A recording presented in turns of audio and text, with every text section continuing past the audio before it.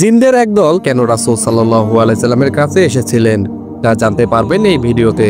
ইবনে মাসউদ রাদিয়াল্লাহু তাআলা আনহু থেকে বর্ণিত, তিনি বললেন, এক রাত্রে আমরা রাসূল সাল্লাল্লাহু আলাইহি সাল্লামের সাথেই ছিলাম। সেই রাত্রে আমরা রাসূল সাল্লাল্লাহু আলাইহি সাল্লামকে হারিয়ে ফেলি। সেদিন রাত্রে আমরা বিভিন্ন জায়গায় বিভিন্ন গোত্রে রাসূল সাল্লাল্লাহু আলাইহি সাল্লামকে খুঁজে বেড়াই, কিন্তু আমরা কোনো জায়গায় তাকে খুঁজে পাচ্ছিলাম না।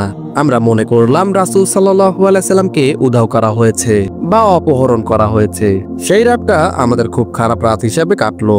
যখন সকাল হলো, হঠাৎ দেখি হেরা গুহার দিক থেকে রাসূল সাল্লাল্লাহু আলাইহি সাল্লাম হেঁটে হেঁটে আসছিলেন। আমরা দেখে বললাম, হে আল্লাহর রাসূল, আপনাকে না পেয়ে আমরা অনেক খোঁজাখুঁজি করেছি, তবু আপনাকে কোথাও পাইনি।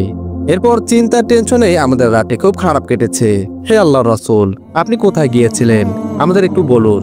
তখন রাসূল সাল্লাল্লাহু আলাইহি সাল্লাম বলেন, একদল জিন আমার কাছে এসেছে এবং তাদের কাছে যাবার জন্য আহ্বান করেন।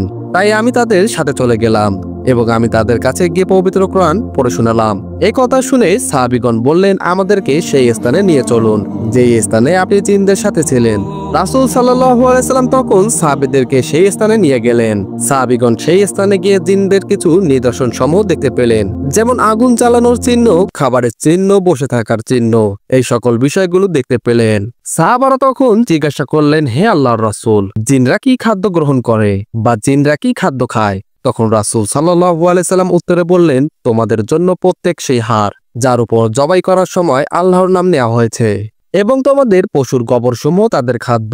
বোঝা গেল জিনরা পশুর হাড্ডি ও গোবর খেয়ে থাকে। এছাড়াও তারা নানান ধরনের খাবার খেতে পারেন এবং এইখানে শুধু দুটি খাবারের কথা বলা হয়েছে। এরপর রাসূল সাল্লাল্লাহু আলাইহি সাল্লাম বললেন, তোমরা দুইটি জিনিস দিয়ে ইস্তেনজা করবে না, তা হলো তোমাদের ভাই জিনদের খাদ্য। ইস্তেনজা বলতে বোঝা যায় প্রস্রাব করার পর পানির পরিবর্তে যে বস্তু দ্বারা পরিষ্কার করা হয়। অর্থাৎ এই হাদিস দ্বারা বোঝা যায় রাসূল সাল্লাল্লাহু আলাইহি সাল্লাম জিনদের সাথে সাক্ষাৎ করেছেন এবং জিনদেরকে কোরআন পাঠ করে ইসলামের দাওয়াত দিয়েছেন। আর জিনদের যে অস্তিত্ব যে সত্য, এটা তার বড় উদাহরণ।